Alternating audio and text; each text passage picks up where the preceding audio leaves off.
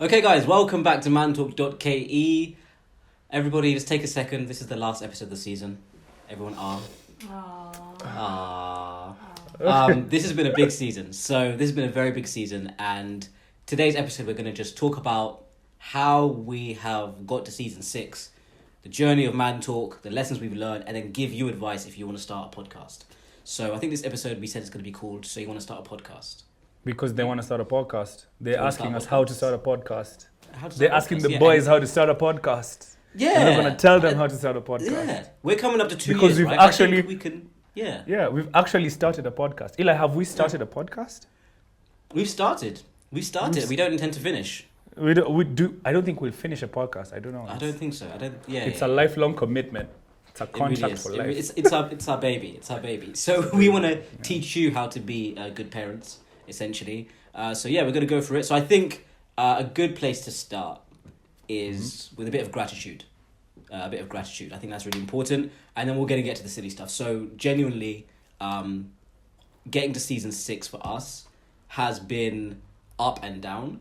But I've never experienced such a tighter group of people that all share the same vision in terms of how they want to structure their life, the same drive, and it's just such a positive place. So I want to say to everybody that watches on the podcast, on YouTube, online, everyone that joins our lives, thank you so much because it keeps us going. You have no idea the struggle, but we're going to tell you some of it. But it really does keep us going. So I'm really happy that you guys stay around for all these episodes. And we hope we can continue to deliver. So I just want to say I'm really grateful to you guys. It's been what a journey. It's not ending, I'm just saying like it's been a journey. So I'm saying thank you. Yeah. My side, I think, just to add on to that, it's been the honor of my life, to be honest, to sit on this seat and to continue to, bring, value to the mentor community. I absolutely love each and every one of you. If you watch, you comment, you like, you subscribe. The people in the lives who make the lives worth it every Thursday. It doesn't matter if I come from a tough day. I'll get in there and you guys just refresh my energy. You're so refreshing for us, and it's so emotional. It's tough. I don't know. It's been Anyway, legit, like for real, it's been all love. So all love, all love. Yeah, so for much, sure. So we wanna. That was beautiful, Oscar. That was beautiful. The honor of your life. That's big. That's big. So now that's out the way. Let's get into how did we end up here? How did we end up at season 6? I think a great place to start is to talk about the other people we're grateful for as well, which is the team. Because one of the things I think with Man Talk that has really helped us, especially in the last 2 seasons, has been creating a team that's so efficient, that is actually women-led, which we've realized is actually more effective, apparently. We've got a woman-led team, and they just deliver consistently. We've got the boys, but at the forefront is Beryl. Like, anytime we need an edit, it's there. It's never late. It's on time, and the level of professionalism is amazing. The communication is amazing, and also on social medias, Mrs. Nkrote as well. So I'd say when you are... Mrs. Who? Say it again, please. I have had it... I have had the Kimeru. Nkrote. Becky. Rebecca.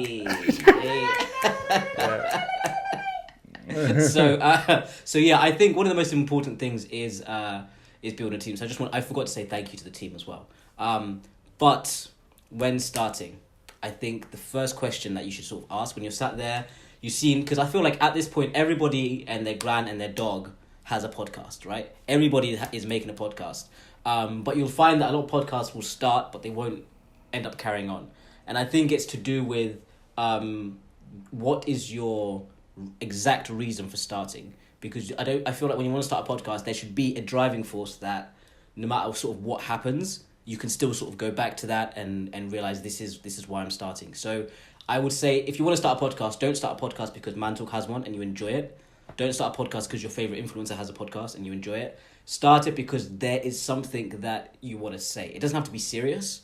It can be jovial. It doesn't have to be informative. It can be just fun. It can even be, talking about relationships and love and all that stuff. It can be whatever you want, right? But you need to care about that enough, because talking for an extensive period of time about a topic, if you don't care about it, you're going to really run out of things to say very quickly. So I'd say, what are your intentions when starting? What would you say the first thing to think about when you're starting a podcast is, Oscar? What are you passionate about? What are you passionate about? You know, there's a lot of people who think that certain types of conversations are what are good at getting attention. It's true. You will get attention, but the truth about it is, how far and how long can you have similar conversations? Yeah. Like right now at Man Talk, after 1.5 years, we're starting to see a body of work that we've built over time.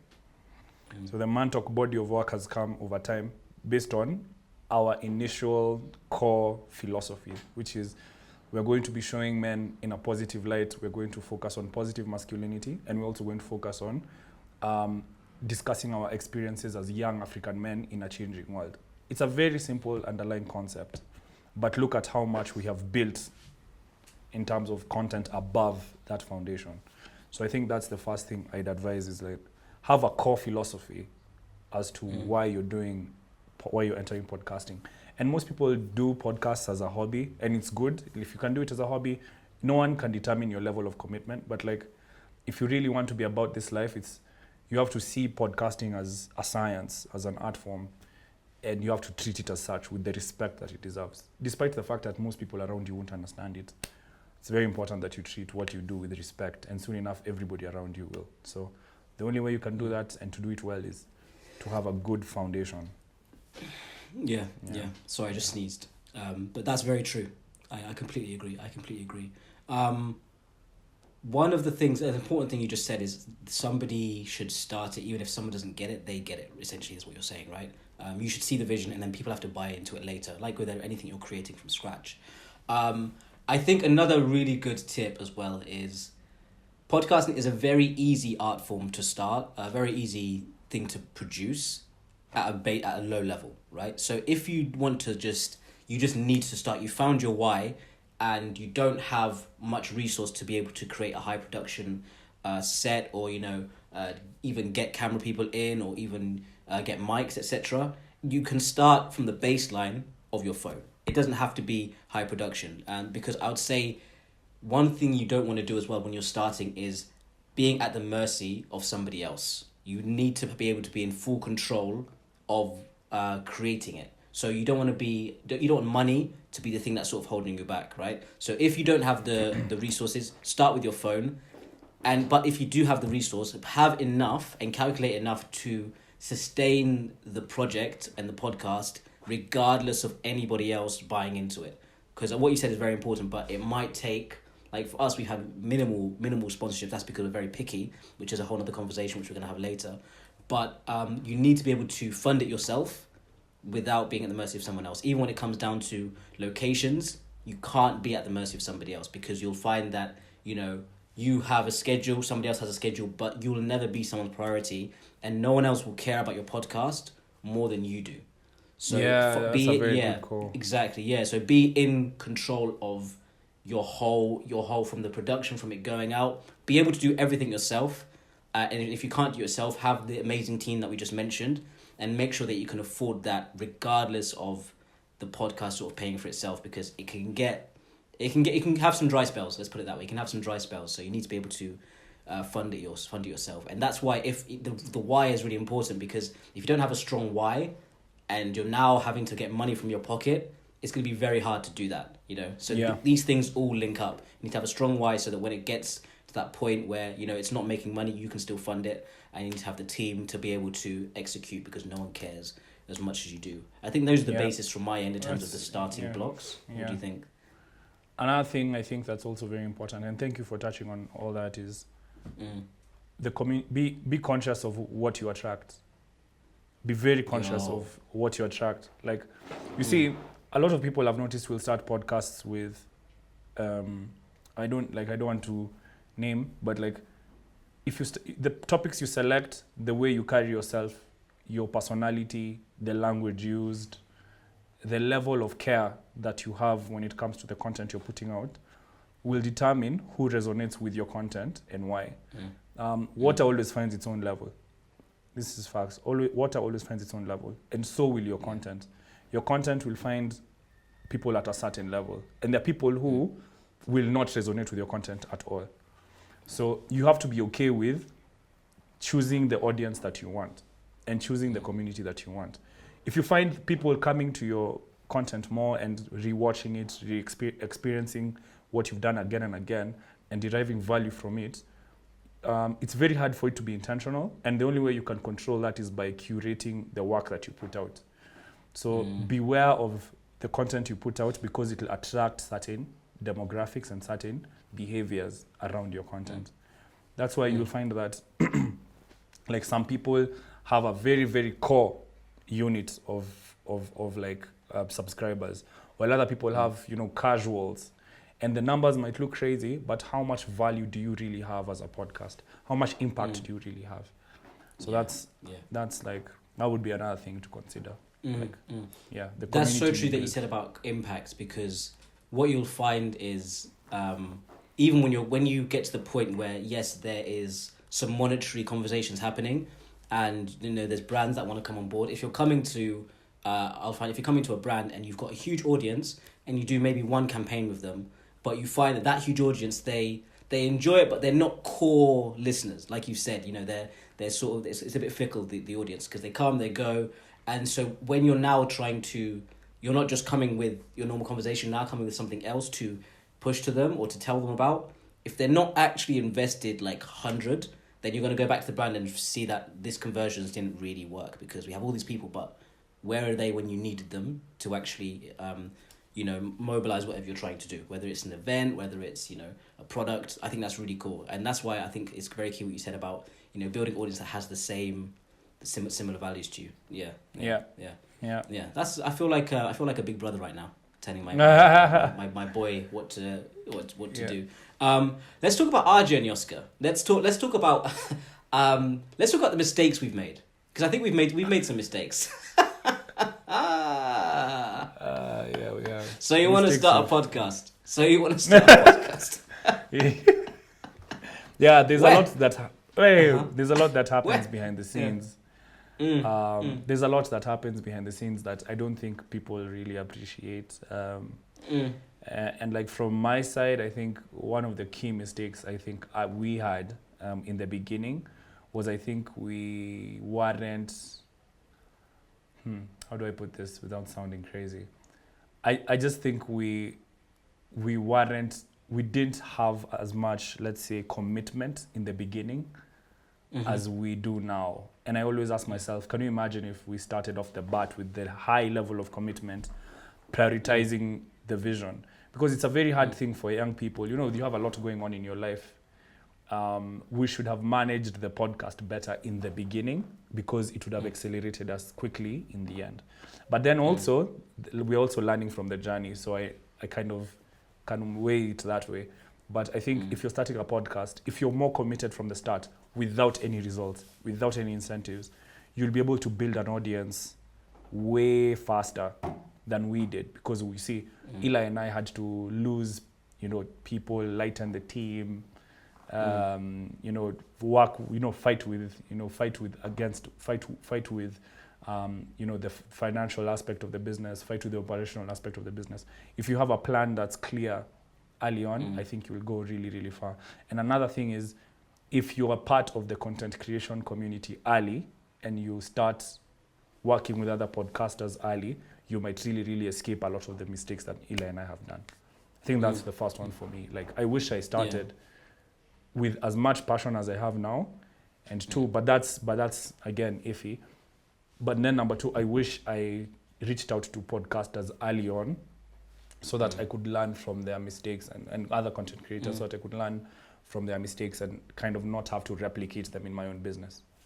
So those are the two things. Do you think people would have taken us seriously though if we were reaching, because this is another thing, if we were reaching out to podcasters then and we've got no skin in the game, they've not seen that there's a level of commitment, do you think they would have taken us seriously if we're reaching out and saying, oh, let's collaborate with you, but you've only dropped a trailer. There's not even an episode. Do you think how do you think those conversations would have gone there? Because I feel okay. Let's see. Yeah.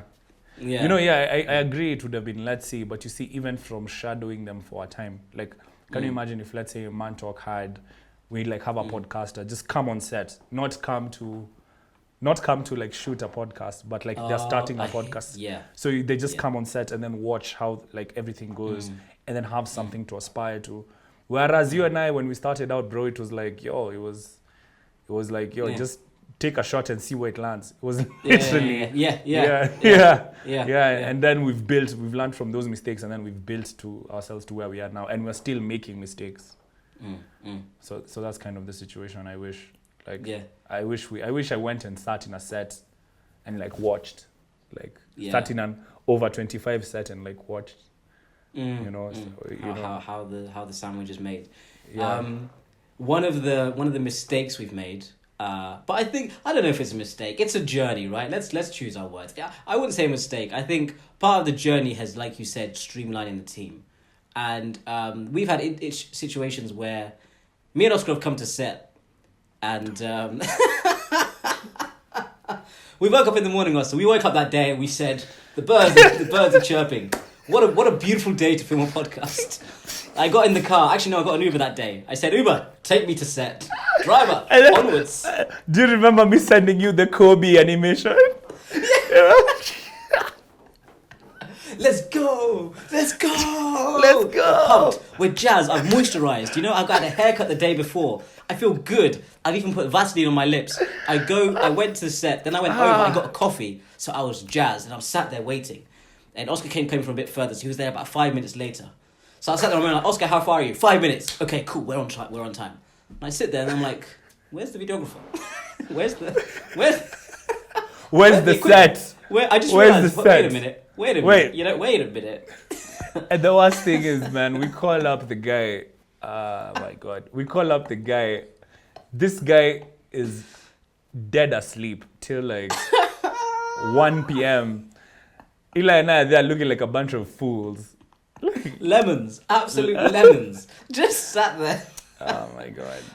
But no, it's no shade to the guy. Like, listen, everyone has to learn. But it's funny. We look at it and we laugh now. Obviously, at the time, it went. My emotions went from furious to just to be like. Do you remember what we did? Do you remember what we did? Oh yeah, we're passive aggressive. There's a job going, guys. Anyone? If you follow us, you know. So guys, there's a job going for a videographer because there's no one here. But we still love that guy. We still love that guy. Great kid. We hope he's learned from it. But yeah, you have to go through a few people. We've had other videographers. We've had to go through people until we found the beautiful team that we have today. Until we found Beryl. We found Beryl. She said, "Come home, my sons." Until we found Beryl, she said, "My children, long have you suffered. My brothers, long have you suffered at the hands. Long have you suffered at the hands of this market." Never again. And I'll never forget when Eric took my first stills with Eric. First stills with Eric will forever be like... Yeah. Yeah, when Eric told me, Oscar, I need to teach you how to take photographs. I'm like, what? But I smiled. It's like, no, Oscar, you really need to come with me. Yeah. So like, you know, like, I'll never forget just how refreshing it is, like, to work with. When you find your team, it's like kind of Pascal, when you find a good woman, when you find a good team, it's ridiculous just how, like, and you know, what's crazy is we hit like what, 30K views. We hit 30K views on that first season's episode because we talked about love, and obviously that's a widely watched topic. Yeah. And then we hit another 30K, and then with them, like, the content just went up, and ever since, it's never gone down. Like, we've always managed, no matter how crazy it gets, it's 1,000 minimum. And before them, we used to do 200, 300, 200. So like, that investment in a good team has really paid off for us. And ever since they came on, Mantalk has, like, when you look at our platform, this is February, we were 2,000. Now we're not even at August yet, and we're already at 11,000. So we've just seen a tail of growth that looks like that. It's just been exponential. Yeah. Yeah. So, yeah. So yeah. No, it's been It's been such a journey. It's been such a journey. And also, you know, what you'll find as well is even with your co-hosts, like me and Oscar, when we wake up in the morning, and we have a shoot, especially when I was in Nairobi and we're leaving at the same time, we'd wake up early in the morning, and then the text. I wish I had the phone on me. I can't use it now. But the texts we had was just energy. So when you have a co-host that you're going to set, pick your co-host very carefully. When you have a co-host where it's just gifts of just fire, let's go, let's crush it, it really gives you, because not every day you're going to want to film, not every day you're going to want to talk about a certain topic, but if you have someone to bounce off with, even if it's yourself, sometimes people film by themselves, but having a co-host really helps. Having somebody that's competent really helps. So I'd say invest in as much as the technical side, even the people on set. You know, the energy needs to be good. And so that's why I think, especially the last few seasons, we've sort of seen that, you know, it's consistent, and we've really been enjoying ourselves. Picking a co-host. Yeah, thank you as well. Picking a co-host is yeah. somebody who you can communicate the vision to every day, such that it becomes a redundant thing at the back of your mind. You see, that's the thing, like communicating the vision. Like, I can't emphasize enough how important it is for you to communicate the vision to your team and to your co-host every day. Like Eli and I, every day, like my phone is Eli, parent, like maybe, you know, work, family, Eli. The other person there? No? Okay. What did you say? Sorry? I didn't, I think Signal. I lost you. I'm far away. I don't know. I'm different. Yeah. Anyways, You're there. so like, how you communicate with the vision with your team is extremely important. Another thing is repetition. You see, because me and Eli have been doing lives every week, we're also doing shoots every week. The skill level starts to get a bit ridiculous. Like the level of chemistry. Come on. Yeah. The skill level gets a bit ridiculous, guys. Man, that times I pick up on something. We're in front of 1,000 people on the live. I'll pick up on a small thing that Eli has done, and I just know this guy wants out. Like, same. Like, this guy does not want to talk about this topic at all. Like, it'll be a small thing, fraction of a second. You probably won't even see it. I'm on a live, the screen is grainy, and that's kind of how we've managed to make it work. Like, with you being in London and me being in Nairobi, it's like a fraction of a second. I can see, it's like a micro expression. I can see, yep, he wants out. Like, so I'll just come and like bulldoze the topic and throw it out of the window. Or Eli will see, Eli will see, Oscar doesn't want to be here. And even before I have to react too much, he's already seen the topic has been diverted through somewhere. And it goes, and it's absolutely essential. I don't think it's spoken of enough. Your co-host, my God, like if you have a co-host who's not like, if it's not LeBron and Jordan or Kobe and Magic, my guy, or Messi and Cristiano, you both have to be good at what you do. It's not going to be, there's no being subordinated. It's like carry the team. You can't carry it. It has the both of you have to be very good at the things that you do, and you both have to share the roles equally well. And anyone who knows, like how we do roles in our team is like everybody has to play their part to make it a success. Everybody has to carry their weight. No, that's very key. I think when I realized that we were on the ball, I remember there was one we hadn't filmed for a while, and this one I was like, yeah, we've got something here. We'll film. I won't say the episode or anything because otherwise you go back and look. But there was one episode, and there was something on your face, Oscar. And we're talking mid-conversation, and I just went like this, and we carried on talking, and you picked up on it like that, and then just do, and we're gone again. Like that kind of, just like to be able to read someone's face, I can just go like that as I'm talking, and he knows, picks up on it, bro. That's when I was like, yeah, we're in the car now. Yeah, we're in the car. Well, let me tell you, and it's not stopping. You're guys, hey, you're in for it. It's not stopping. We will keep our foot on the necks. Hey. Every time. Because it's not stopping. Because we love it. Because it's fun. Yeah. Really, Another question I have for you, Eli, I just wanted to ask you, how has the content creation community, because you're more familiar with them, reacted to Man Talk? How has the content creation community reacted to us? Okay, so I think for me, there's two reactions. And this is me, I'm going to be very honest. There's two reactions. Go. If there's one thing that I get from my mother is I can pick up on people very well. Very well. Yeah. You can talk to me, and if you're saying something but you mean something, I'll know what you mean. The majority, let me talk on the positive first. The majority is, and especially from the ladies. Okay, let's start with the ladies and we'll go to the gents, right? So from the ladies, it's like, thank you. That's what I get. Like, thank you for doing what you're doing. Thank you for representing men in that way. Thank you for saying the things we've wanted to say to men. I saw this especially with the GBV. Girls are just saying, thank you for carrying that torch that we've been trying to say these things for such a long period of time. And some things only men can say to men.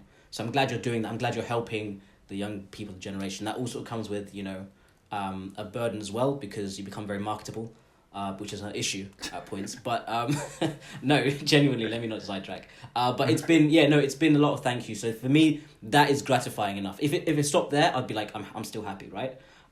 Especially the GBV, when we managed to do what we did with GBV, that was so rewarding.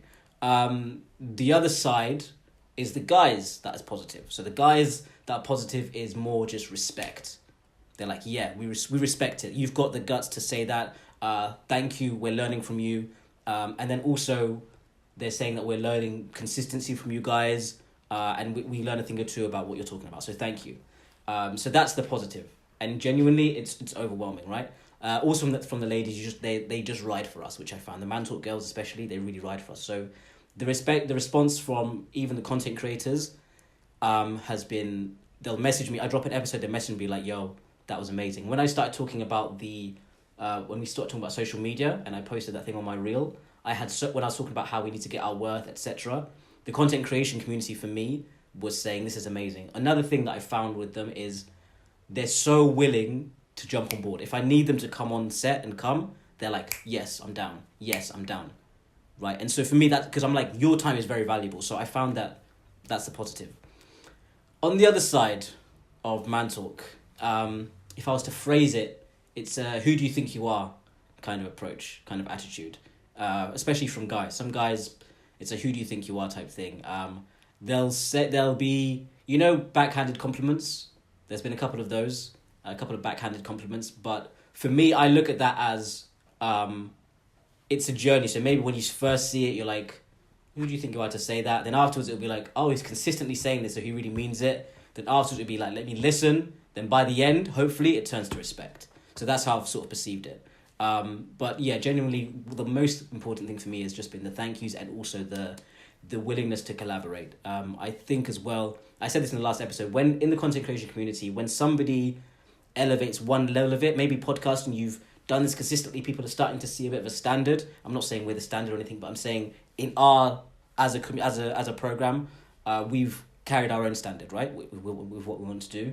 So I think when we elevate that standard, maybe somebody else starts a podcast and they're better than us, right?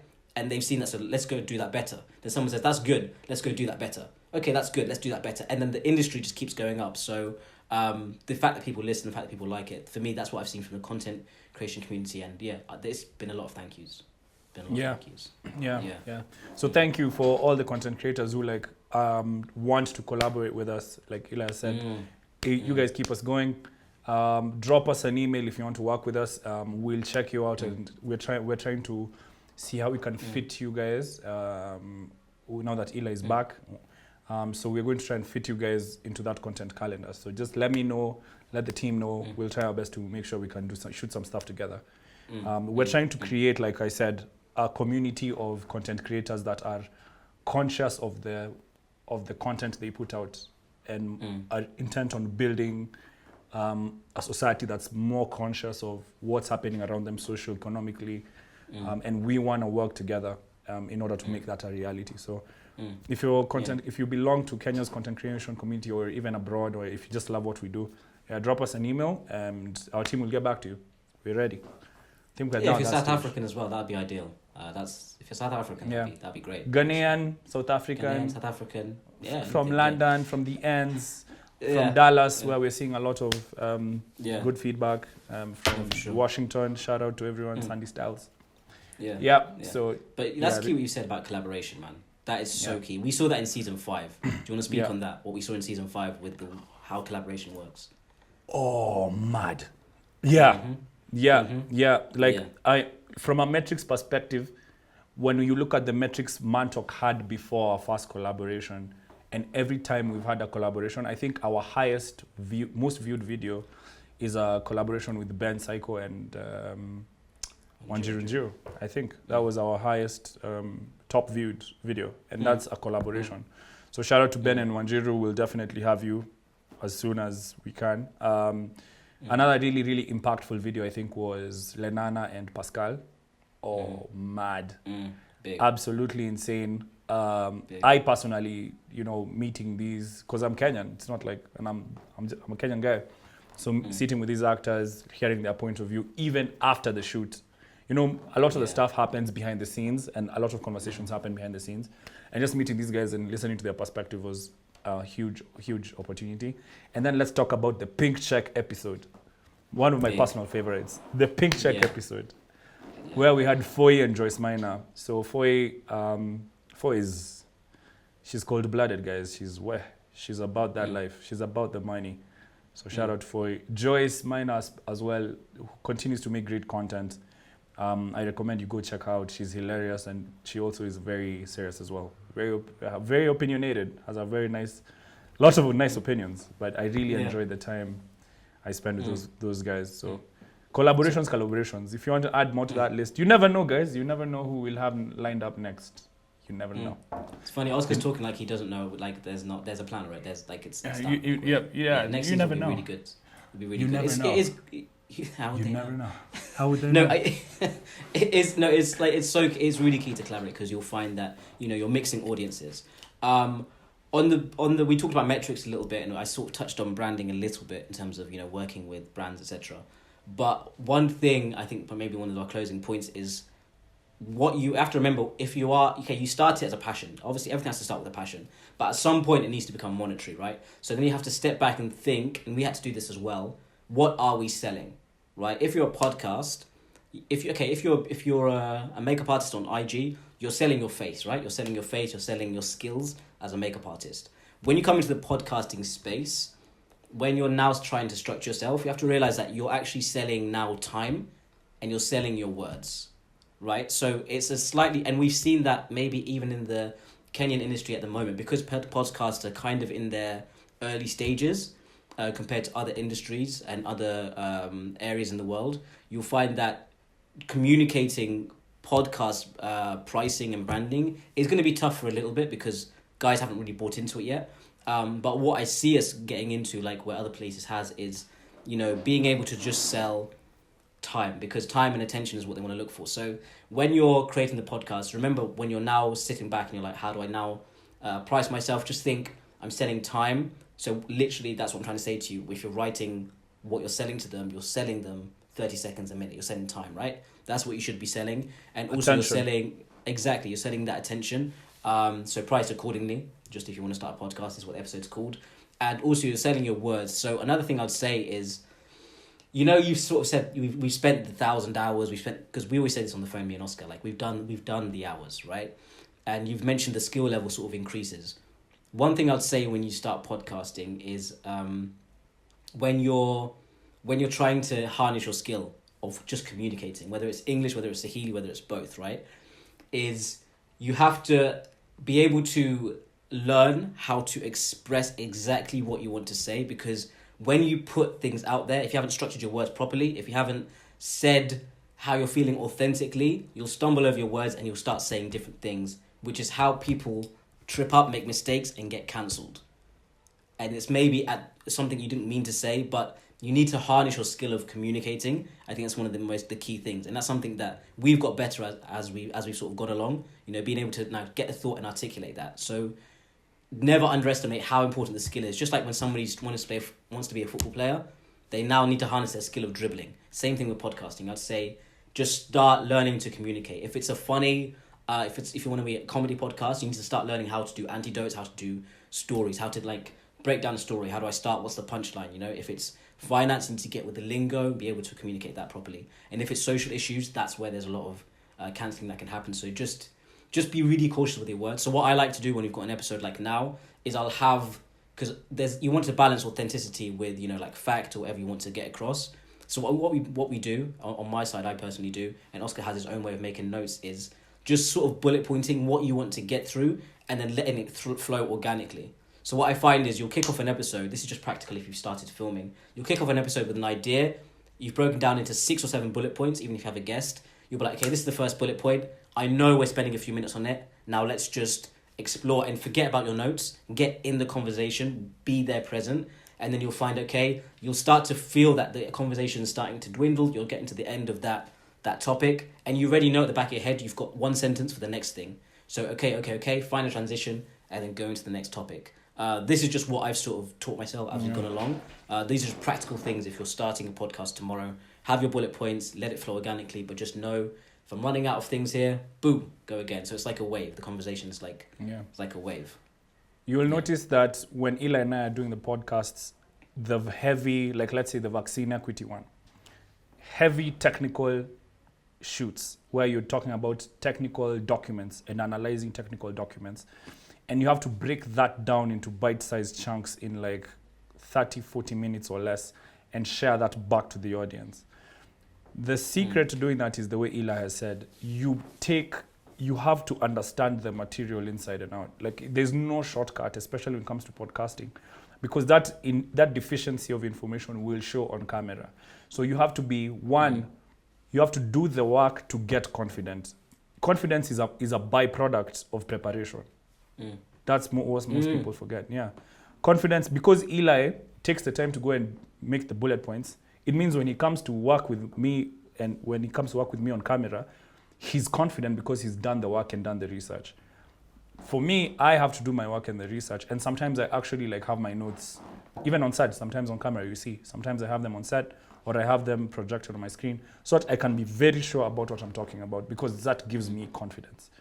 If you're not competent about a certain subject, it's okay to admit that you're not competent about a certain subject. There's a lot of posturing we usually see. On mantalk.ke, we don't like to posture. We always say, like, we're not experts, we're just trying to get into the topic so that we can have a conversation about the issue. And that's the role that social media, I think, should play. The word media in social media is there for a certain term. Media is meant to be the lens through which we look at society and analyze it and look for cracks and weaknesses and say, this can be filled this way politically, this can be filled this way socially, this can be filled this way from a knowledge perspective.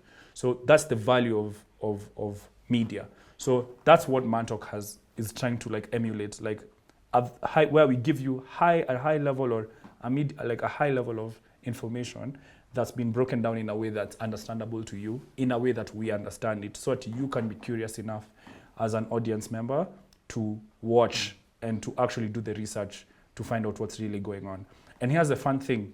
Because we sat down and visualized our audience, and because we are so intentional with our content, the person who's watching this to the end is most likely the person who's going to take time to say, wait, they meant this. So they'll go and actually do the research, then even drop an inbox to follow up for more information, and then jump on the live on a Thursday and have a conversation about it with me and Eli. See, it's like it's all linked. So it's all linked. So it's very important that I think you understand that build your vision, and the people who resonate most about it will come. Build the vision. 100%. 100%. Okay, perfect. I think we should end here. And I'm just going to end with 3 maybe takeaways that they should take away with. If I was just to say like 3 things to somebody starting today, the first thing I would say is be consistent. That's number 1. Just be consistent. The metrics work, your skill level works, your audience will appreciate that. The next thing I'd say is be patient. That's why we said to, with all the having the resource, having the team, be patient, build it very slowly. Expect to build a slower core and audience rather than fast, and then it's fickle. We said about the branding. So be consistent, be patient. Then the last thing I'd say is don't watch the numbers, watch the impact. That's what I'd say. Don't watch the numbers, watch the impact, because the numbers maybe will go down. Our numbers go down and up, right? But we know that at the core there, we have people that have been impacted, and a message that you get is worth like thousands and thousands of views. So that's what I'd say. Be consistent, be patient, don't watch the numbers, watch the impact. Yeah. Did you have any takeaways? If I was saying one last thing, Mm. is when you're starting anything, eventually your character will show. Eventually. Whether Come on. any journey that you undertake in life, eventually your character will show. Mm. So it takes a great amount of self-awareness and courage to embark on a journey whose end only you can see or only you can perceive. And everyone else around you doesn't really understand what exactly is going on. In my own personal life, I've had to experience that, like people wondering why on earth is somebody who's like a commercial lawyer like doing a podcast on masculinity. It's because I see what I see, and I have somebody who sees what I see with me. Mm-hmm. And like there's nothing you can do now to stop it. So it, so Facts. have the vision. Like I'll keep emphasizing that word. Takes a great amount of courage and self-awareness to achieve something that only you can see, that only you believe. So chase that. Chase that. Amazing. That was good. That was beautiful. Started high, ended high. But podcasting is fun, guys. Like honestly, go for it. Worst case scenario, it doesn't work out, but you tried, right? Worst case scenario. But if you want to be successful, take what you've taken. I hope it's been helpful. I know a lot of guys, this is where, by the way, this podcasting is the future. This is where people's attention is, because people can't sit and watch things on the screen for long. People can't watch things on their phone. It's in their ears. So get in those people's ears, make some money doing it, have fun doing it. It's amazing. Season's come to an end. Season has come to an end. It's sad. The next one is even better. Next season. Man. Woo! Oscar. Let's not tell. Next season. It's going to be a bit crazy. You'll be back. You'll be back. So some Yeah. unfair things will be happening. Some things that are just unfair. It's going to be incredible. Yeah. Unfair. They didn't even know we were moving season. at half speed. They didn't know this is half speed. Oh, wait, this is 50%. Yeah, so it's going to be a big season. We're hoping to even interact with you guys more as well. So there's just so much to look forward to. And just thank you for staying here. 6 seasons, a lot of episodes.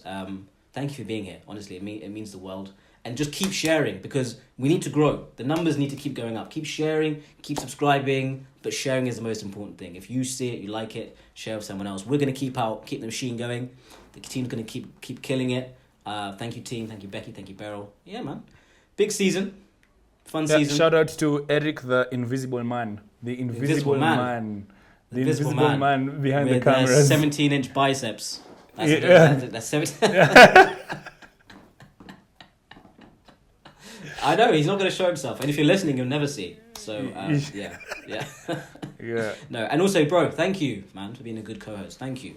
Thank you too, bro. Thank you. We would stop. We would stop. It's Kobe LeBron.